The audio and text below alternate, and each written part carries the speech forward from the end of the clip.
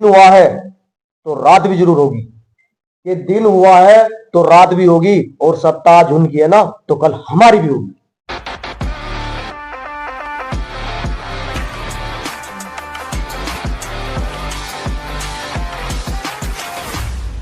जिला मेरठ के कपसाड़ गांव में हैं, जो कि सरना तहसील में लगता है। हमारे साथ अभिषेक जाटव हैं, जो कि दिल्ली से चलकर आए और सुबह वो यहाँ पर पहुंच चुके थे, लेकिन अभी तक भी परिवार के लोगों से मिलने नहीं दे लिया गया है और रात हो चुकी है। लगभग 8-9 का समय यहाँ हो चुका है और वो अब घर से वापसी जा रहे हैं। लेकिन हम उनसे जानना चाहेंगे कि जिस तरह से आपने कॉल दिया अभिषेक जी, और चंद्रशेखर आजाद की भी कॉल थी आज, क्या लगता है प्रशासन इस चीज से डर गया है या कुछ और वजह थी उस गांव के अंदर ना जाने के लिए? देखिए, सबसे पहले तो ये घटना जो उत्तर प्रदेश के जनपद मेरठ के सरदना क्षेत्र के अंदर जो घटित हुई है, वो बेहद विभत्स कर देने वाली घटना है। और आज भी इस तरह की घटनाएं आजाद भारत में होती है कि सुबह 8 बजे एक माँ अपनी बेटी के साथ खेत पे जा रही है, उसको जबरन असामाजिक तत्वों के द्वारा रोकने का प्रयास किया जाता है, उसको अगवा करने का प्रयास किया जाता है। जब माँ के द्वारा विरोध किया जाता है, रोकने का प्रयास किया जाता है, तो उन हरामखोरों के द्वारा माँ के सर पे धारदार हथियार से हमला करके उसको लहूलुहान कर दिया जाता है, उसको छोड़ दिया जाता है, वहीं अधमरा करके छोड़ दिया जाता है, बेटी को अगवा कर लिया जाता है। फिर ग्रामीणों के द्वारा जब देखा गया, हॉस्पिटल में भर्ती कराया गया, उसके बाद में इलाज के उपरांत उसकी डेथ हो गई। वो महिला की डेथ बॉडी घर पे पड़ी रही। अब उस घटना को लगभग 48 घंटे से भी ज्यादा का समय बीत चुका है। मैं कहता हूँ 48 नहीं, 85 घंटे से ज्यादा का समय बीत चुका है और अभी तक ना तो अपराधी पुलिस की गिरफ्त में आए हैं और ना उस लड़की का कोई सुराग मिला है। हमें तो ये भी शंका है कि वो हमारी बहन सही सलामत मिल भी पाएगी या नहीं मिल पाएगी। क्या पता वो निकम्मे, वो हरामखोर किस तरह का कृत्य उस बहन के साथ है, वो किस पीड़ा में होगी। हम ये समझते हैं आज का दृश्य देखकर कि आज की पूरी पुलिस किसी के इशारे पर काम कर रही थी। मैं समझता हूं पुलिस गुंडे मवालियों की तरह इस तरह का व्यवहार कर रही थी, धक्का मुक्की करना, जबरदस्ती रोकना।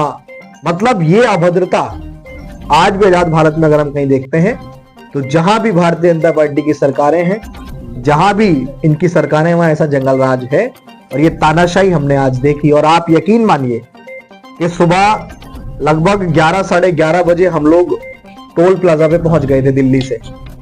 वहां से मशक्कत करते हुए हम लोग आगे निकले। गांव के रास्तों पे भारी पुलिस बल पीएससी तैनात की हुई थी। फिर हम और आगे निकले तो वो एक सिवाया टोल पड़ता है। उस सिवाया टोल पे जैसी मशक्कत करके हमारी गाड़ियां वहीं रोक ली गई, पीछे ही हमारे लोगों को रोक लिया गया। हम निकले, कैसी गाड़ी की व्यवस्था करके दूसरी गाड़ी से पहुंचे, आगे टोल पे पहुंचे, सिवाया टोल पे।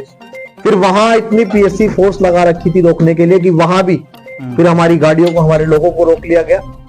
मजबूरन स्थानीय साथियों के द्वारा, हमारे भाई अंकुर घाट, इनके द्वारा वहां पे अर्जेंट में बाइक प्रोवाइड करवाई गई। फिर हमने बुलेट से अपने साथियों के साथ वहां जाने का प्रयास किया, लेकिन क्योंकि गांव पहुंचना था, किसी भी कीमत पे पहुंचना था। और गांव इसलिए पहुंचना था कि आखिर हम देखना चाहते थे कि आखिर पुलिस ऐसा हमसे क्या छुपाना चाहती है जो हमें उस गांव के अंदर पहुंचने नहीं दे रही है। ऐसा क्या, मतलब ऐसा लग रहा है जैसे किसी बॉर्डर को क्रॉस करके जा रहे हो। ऐसा लग रहा है मान लो हम मेरठ के अंदर नहीं, उत्तर प्रदेश के अंदर नहीं, भारत के अंदर नहीं, हम पाकिस्तान की सीमा के अंदर घुसने का प्रयास कर रहे हैं। पुलिस इस तरह से कर रही थी। और जब हम गांव पहुंचे तो चप्पे चप्पे पे पुलिस थी। पुलिस ने, जब बाइक से हम जा रहे थे, पुलिस ने हमें देखा, देखने के बाद कहा कि आप सोच रहे हैं कि आप बाइक से आएंगे तो हम आपको पहचानेंगे नहीं, भेष बदल कर आए। आप चाहे भेष बदल के आ जाओ, आप चाहे कपड़े बदल के आ जाओ, आपको तो सबने स्कैन किया हुआ है, आपको जाने नहीं देंगे। जब हमने वहां कुछ बातचीत बोलने का प्रयास किया और बात रखने का प्रयास किया तो हमने सोचा कि इनको भी यहां से चकमा देते हैं, किसी दूसरे रास्ते से निकलते हैं, खेतों के सहारे। खेतों के सहारे निकलने का प्रयास किया तो वहां भी छोटे छोटे जो रास्ते होते हैं, जिनको चक्रोड़ बोलते हैं गाँव में, जिनको खेतों की डोल होती है, उन पे भी पुलिस 30-30, 40-40, 50-50 पुलिस वाले उन्होंने इकट्ठे कर रखे थे। मैं ये सोच के हैप था कि आखिर ऐसा क्या है गांव के अंदर जो पुलिस हमें घुसने नहीं दे रही। जिस तरह से हमने आपको देखा, जैसे भैंस आपने भेष भी चेंज किया अपना कि चलो इस बहाने मिल जाऊंगा, क्योंकि परिवार की इच्छा भी थी आपसे मिलने की, अंकुर भाई से ही मिलने की इच्छा थी। लेकिन ऐसा लग रहा था कि अपराधी वो नहीं है, आप हो। मैं आपको रोका जा रहा है बार-बार। आज पुलिस ने जो दर्शाया ना वही दर्शाया कि उत्तर प्रदेश की जो पुलिस है ना, वो सत्यता यही है कि शायद वो भी जातिगत कुंठा से भरी हुई, वरना जितना फोर्स हमें रोकने के लिए आज दिन भर से पुलिस ने लगाया हुआ था, खेतों पे गांव गांव में बैरिकेड की हुई थी, खेतों में बैरिकेड की हुई थी, एक साइकिल भी, एक पैदल जाने वाले व्यक्ति से भी आधार कार्ड देखा जा रहा था। तो ऐसा लग रहा था कि अगर अपराधियों को ढूंढने में पुलिस इतनी मशक्कत करती तो शायद हमें आने की आवश्यकता ही ना पड़ती। पुलिस ने अपने मुंह से 48 घंटे का समय मांगा, 48 घंटे से ज्यादा का समय बीत गया, फेल हो गए उसमें, फेल हो गए वो। प्रशासन जवाबदेह नहीं है। उत्तर प्रदेश के मुख्यमंत्री कहते हैं हम जीरो टॉलरेंस नीति के साथ काम कर रहे हैं। 24 घंटे के अंदर कितना ही बड़ा अपराध हो, हम लोग दिल में से उखाड़ के ले आते हैं अपराधी को। कहाँ गए अपराधी? लेकिन सत्यता ये है कि मुख्यमंत्री जी अपने सजातीय लोगों को बचाना चाहते हैं और सत्ता का संरक्षण और अपराधियों को प्राप्त है। पुलिस अच्छे से जानती है वो कहाँ है। क्या जमीन खा गई, आसमान निकल गया, कि अभी तक हम लोग उनको ढूंढ नहीं पा रहे अपराधियों को? लेकिन सब कुछ पता है। एक और व्यक्ति वहां बैठा हुआ है जो जातिगत मानसिकता से ग्रसित है, उसका नाम लेके मैं अपने लफ्जों को बहुत कमजोर नहीं करना चाहता हूं कि ऐसे लोगों का नाम लूं। वो भी वहां पे दमनकारी नीति में शामिल है और वो ही उसी के द्वारा उस गांव में पूरी पुलिस को एक पूरा प्रोपेगेंडा चलाया जा रहा था कि हम लोग वहां तक ना पहुंच पाए। पुलिस के द्वारा गांव के लोगों को आगे किया जा रहा था। ये अभद्रता आज हमने उत्तर प्रदेश में देखी। जिस क्षेत्र से मैं ये घटना घटी है, मैं तो उनका गांव ही बोलूंगा। वो अभी फिलहाल में ही बांग्लादेश में जो एक हिंदू मारे गए थे, उस पर उन्होंने बहुत ज्यादा वो किया था। मतलब बांग्लादेश की फिक्र है और आपके बहन बेटियों के साथ आए दिन अत्याचार हो रहे हैं, इसकी फिक्र पर हिंदूवादी लोग बात नहीं कर रहे हैं। मैं उनसे भी कहूंगा जो ऐसे अल्प बुद्धि के लोग हैं, मैं उनसे भी कहूंगा बहुत अच्छी बात है आप बांग्लादेश में होने वाले लोगों के शोषण अत्याचार पे बोल रहे हैं, आप बोलना चाहिए, ठीक है, अच्छी बात है। वहां पे आपके हिंदुओं के साथ बहुत गलत हो रहा है, आपको बोलना चाहिए। लेकिन आपके ही देश में आप कहते हैं दलित, मतलब जात पात की करो विदाई, हिंदू हिंदू भाई भाई। आज वो हिंदूपना कहां चला गया? एक भी ऐसा संगठन बताओ, भाजपा, आरएसएस, बजरंग दल और भी इनके जितने भी सेना है, आर्मी है, जो भी कुछ है, क्या किसी ने इस बेटे के लिए कुछ बोला? क्या किसी ने एक शब्द बोला? जो यहां से बांग्लादेश के लोगों की फिक्र कर रहे हैं, जो इस बात की फिक्र कर रहे हैं कि आईपीएल में मुस्तफिजुर रहमान नहीं खेलना चाहिए, जो इस बात की फिक्र कर रहे हैं, क्या उन्हें इस बात की फिक्र नहीं है कि मेरठ के अंदर इस तरह का कृत्य होगा? बेटी अभी भी अगवा है। बेटियां जो गौ माता को ढूंढने के लिए करना चाहिए, ढूंढने के लिए रात रात भर पहरा देते हैं, वो तमाम संगठन इस बेटी को ढूंढने के लिए पहरा क्यों नहीं दे रहे हैं? क्योंकि ये दलित है, क्योंकि ये शेड्यूल कास्ट कम्युनिटी की है। हिंदू नाम का अमली जामा में इसलिए पहनाया जाता है ताकि हम लोग उनके खिलाफ उठ खड़े ना हो। हम लोग, क्योंकि जाति व्यवस्था जो है ना, वो मनुवाद की पोषक तत्व है, इसलिए वो चाहते हैं कि ये बरकरार रहे। जब उनको वोट की राजनीति करनी है, सियासत करनी है, वो हम लोगों का साथ लेते हैं हिंदू बन, और जब हमारे लोगों का शोषण होता है, हमें औकात दिखाते हैं कि देखो तुम्हारी औकात ये है। मैं इस जो घटना को मैं देख रहा हूँ कि बिल्कुल हाथरस के तरह ही ये घटना दिख रही है। मैं कह रहा हूं हाथरस से भी ज्यादा खतरनाक। हाथरस में जो हुआ वो तो हुआ, लेकिन ये उससे भी ज्यादा खतरनाक। मैं कह रहा हूं कि मैं लफ्जों से बयान नहीं कर पा रहा हूं जिस तरह का मंजर आज हम लोगों ने गांव के अंदर देखा।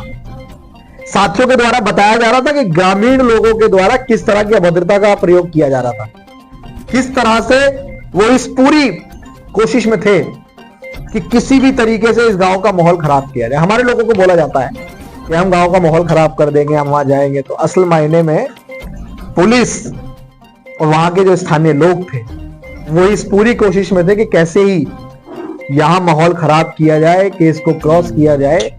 इसीलिए, अन्यथा पुलिस आराम से हमको लेके जाती, परिवार से मिलवाती, हम वापस अपने घर पहुंच जाते। लेकिन हम मेरठ में हैं, अभी भी इस पूरे प्रयास में कि अगर कैसे भी उस पीड़ित परिवार से मिल सकते तो मिलेंगे, लेकिन ये संभव नहीं हो पा रहा। पूरा दिन हो गया आपको, मैं क्या आपके इतने हजारों लड़के युवा जो समाज से आते हैं, आपको वो देख रहे हैं कि चंद्रशेखर को नहीं मिला जा रहा। आप बताइए। सबसे बड़ी बात यह है कि समाज की एक नाक की बात है। मैं ये कह रहा हूं रहा के दरिया का किनारा भी कभी आएगा। वक्त अगर उनका है तो हमारा भी कभी आएगा। ये सत्ता है, जितना जोर दिखाना दिखाओ। जब हमारी सत्ता आएगी तो हम एहसास कराएंगे कि आपने हमारे साथ क्या क्या किया। धन्यवाद। परिवार को कुछ मैसेज देना चाहते हैं या परिवार से सिर्फ युवाओं इतना को? कहेंगे, युवाओं से भी इतना कहेंगे, हवा हमारे विपरीत चल रही है। कोई भी काम जोश में ना करें, होश में रहकर करें, क्योंकि हम वो अंतिम पीढ़ी है जिसको समाज को बचाना भी है, खुद को भी बचाना है और उसके बाद कोई फैसला लेना है। क्योंकि हम सुरक्षित रहेंगे तभी कुछ कर पाएंगे। जोश के साथ होश भी हमें रखना है और हम लोग उस पीड़ित परिवार के साथ पूरी मजबूती से खड़े हैं। आज भी जब वापस हम लोग आए हैं तो शासन प्रशासन ने पूरा आश्वासन दिया है कि हम लोग लगे हुए हैं। कोई भी एक ऐसा क्लू नहीं हमें मिल पा रहा है जिससे हम उनको पकड़े, वरना हम नहीं चाहते कि ऐसा अभी तक हो। क्योंकि आपकी इतनी बड़ी कॉल थी, उधर से भाई शेखर जी की कॉल थी और तमाम लोगों की कॉल थी। अगर हमारे हाथ में कुछ होता तो हम तक सॉल्व कर चुके हैं और हम नहीं चाहते कि इस तरह का माहौल बिगड़े। लेकिन पुलिस ने ऐसा आश्वासन दिया है, देखते हैं क्या होता है। लेकिन हम पीड़ित परिवार के साथ मजबूती से खड़े हैं। पूरे प्रयास में है कि लड़की जो है, वो बहन जो है हमारी, वो सही सलामत बरामद हो। हमारे साथ थे अभिषेक जाटव जो कि दिल्ली से चलकर आए थे और प्रयास अभी इनका लगातार बन रहा है कि परिवार से एक बार मिला जाए। लेकिन पुलिस प्रशासन के द्वारा मुझे नहीं लगता कि आपको मिलने दिया जाएगा। अब तो परिवार को हमसे बात भी नहीं करने दी जा रही। बीच में हम परिवार से संपर्क भी कर रहे थे, अब तो परिवार को हमसे बात भी नहीं करने दी जा रही है। कुछ आपके लोग बता रहे थे कि परिवार को डराया जा रहा है। मैं ये कह रहा आप लोग मिलकर मैं ये कह रहा हूँ कि वो जो भाई था लड़की का, उसको पुलिस ने घर से निकलने नहीं दिया बाहर आने के लिए। वो तैयार था आने के लिए। उसका लगातार हमसे संपर्क हो रहा था, हमारे पास फोन आ रहा था कि भैया आप आ जाइए, आप आ जाइए, आप आ जाइए। जब हमने वीडियो जारी किया, बड़े दर्द के साथ किया, बड़े दुख के साथ किया, बड़ी पीड़ा के साथ किया। जब हमने उसके दर्द को सुना, उसने वीडियो कॉल के माध्यम से अपना दर्द बयां किया, तब हम आए। लेकिन देखेंगे कब तक मिलने से रोकते हैं। उनमें जितना दम लगाए, हम भी देखेंगे कब तक रोकेंगे। आज नहीं, कल नहीं, परसों नहीं, कभी तो मिलेंगे। इसमें प्रशासन अगर चाहता तो उस परिवार को यहाँ पर भी ला सकता था। बिल्कुल बिल्कुल, लेकिन प्रशासन मिलने देना ही नहीं चाहता है। बिल्कुल, इसमें प्रशासन की ना जाने उस परिवार के साथ वहां क्या किया जा रहा होगा, उसको किस डर के साए में रखा जा रहा होगा कल से लेके अब तक। शायद इसीलिए प्रशासन नहीं पहुंचने दे रहा। जब हमसे वो बात कर रहे हैं फोन पे, तो क्या पता प्रशासन बगल में खड़ा हो और बोल रहा हो कि भाई ज्यादा इधर उधर की बातें मत करना। इसीलिए तो नहीं घुसने दिया जा रहा है। देखेंगे, हम लोग जानकारी निकाल रहे हैं पूरी, देखेंगे। हमारे साथ थे अभिषेक जाटव जी और जो ये पहुंचे थे अपने साथियों के साथ, अंकुर भाई के साथ और काफ़ी युवाओं के साथ जाने का प्रयास किया गया। लेकिन इनके साथ साथ में चंद्रशेखर जी को भी नहीं वहाँ मिलने ले गया। ये तो बल्कि बॉर्डर तक भी पहुंच गए थे गांव के। एक ही कदम था जो गांव की शुरुआत थी, लेकिन चंद्रशेखर जी को तो टोल से ही हिलने नहीं दिया गया और वो भी घर लौट चुके हैं। और इनका प्रयास अभी भी जारी है कि एक बार मैं अपने परिवार से मिलना चाहता हूँ। बिल्कुल। और हमारे साथ में अंकुर भाई हैं जो काफ़ी संघर्षशील हैं और मेरठ के युवाओं की एक नई पहचान भी है यहाँ पर। क्या क्या हुए अंकुर भाई इस पर उनको? देखिए, ये सरकार तानाशाही तो है ही और हमेशा देखने को मिलता है कि हमारा समाज ही कटता और मरता है। मूली गज्जरों की तरह हमारा समाज काटा जा रहा है। हम मीडिया के माध्यम से एक बात कहना चाहेंगे। देखिए, दिन हुआ है तो रात भी जरूर होगी। ये दिन हुआ है तो रात भी होगी और सत्ता आज उनकी है ना, तो कल हमारी भी होगी। हम जो आज मीडिया के माध्यम से ये बात कह रहे हैं, उन्हें ये मैसेज छोड़ रहे हैं कि अत्याचार थोड़ा सोच समझकर करे, क्योंकि समय आज उनका है तो कल हमारे भी आएगा। धन्यवाद। बिल्कुल, सत्ता की ही पावर है जो कि वहाँ लोगों को मिलने नहीं दिया जा रहा और उस लड़की को अभी तक भी बरामद नहीं कर पा रही पुलिस प्रशासन के लोग। ये भी एक प्रश्न चिन्ह है पुलिस प्रशासन पर कि इतनी निंदनीय घटना होने के बावजूद भी उस अभी बेटी का भी वहाँ मौजूद नहीं है। उसकी माँ की जो अंतिम संस्कार भी हो चुका है, फिर भी उस बेटी का अभी तक भी कोई सुराग नहीं है और कहाँ वो लोग हैं कहाँ नहीं है ये अभी तक भी पता नहीं लगा पा रहे हैं। इन पुलिस के भाई मेरा पीछा कर रहे थे। मैंने उनसे पूछा कि आप कौन हो, क्योंकि मैं वो आदमी पे गोली चली। उनको रुकवाया गया तो पता लगा पुलिस के, तो मैंने हाथ जोड़ के ऑफिस बिठवाया। फिर आया तो वहां रोक लिया गाजीपुर, फोर्स लगा के। उनसे हाथ जोड़ कहा कि मेरी माँ की हत्या होगी, मेरी बहन गायब, जाने दो। लड़ते रहे। एक ने मेरे हाथ में कोई लोहे की नुकीली चीज चुभा दी। मैंने उनसे कहा कि यार ये तो व्यवहार अच्छा नहीं, कोई लात मार रहा है, कोई कोहनी मार रहा है, तो मैंने कहा कि यार पुलिस का मैं सम्मान करता हूँ, ये ठीक नहीं। बड़ी मुश्किल से गाड़ी में बैठा, फिर आगे फिर बैरिकेडिंग लगा दे, रोड क्रॉस करके गया। आप जानते हो मेरी हालत कैसी, पहले से मेरी पेट की हालत क्या, क्रॉस करके गया 8 फीट की दीवार कूद के, फिर आगे बढ़ा, फिर आगे पुलिस ने रोक लिया, गाड़ी बिल्कुल उड़ा दी, फिर भाग के दूसरी गाड़ी पकड़ी, वहां से फिर पुलिस ने आके बैरिकेडिंग कर दिया, फिर नीचे उतर गया। एक छोटा भाई है वो मिल गया, उसकी मोटरसाइकिल से एक गांव में गया, वहां से 2 मोटरसाइकिल और कैसे कैसे घूमता हुआ आ रहा हूँ मुझे ही पता। और आप जानते हो मैं मोटरसाइकिलों का सफर नहीं करने की स्थिति में, लेकिन कभी कभी कुछ लड़ाई स्वाभिमान सम्मान की, मैं नहीं लड़ूंगा तो कौन लड़ेगा आप बता। सबका अपना वो हो सकता है, लेकिन यहाँ तो कुछ है नहीं ना, यहाँ तो जीवन ही उनके नाम है। आपसे आग्रह बैठे रहना, क्योंकि मैं नहीं चाहता कोई एक सवाल खड़ा करे, तो मैं ये नहीं चाहता। रविंद्र भाई समझा के बिठा कर आप इतना सा मौका दोगे, वो तो तैयार बैठे हैं कि आपको गलत साबित कर सकते, लेकिन आप एहसास करो, मैं आपके लिए एक बात छोड़ के जा रहा हूँ वहां जाते हुए। क्या नाम है इस गाँव का? एक चुनाव सांसद कपसाड़ नहीं जा सकता, एक चुनाव सांसद। ये शब्द आपके कान में और आपके बच्चों के, आपकी बहनों के, माओ के कान में गूंजने चाहिए जो मैं आपसे कह रहा हूं। क्यों कह रहा हूं याद रखना, एक चुनाव सांसद कपसाड़ नहीं जा सकता। क्यों? क्योंकि कपसाड़ पाकिस्तान में है, मेरठ में नहीं है। समय बदलेगा, मैं भी नहीं हूं, आप भी नहीं हो, और सब लोग भी नहीं। किसी का सूर उदाहरण नहीं छोड़ूंगा, ठीक है? संभालो।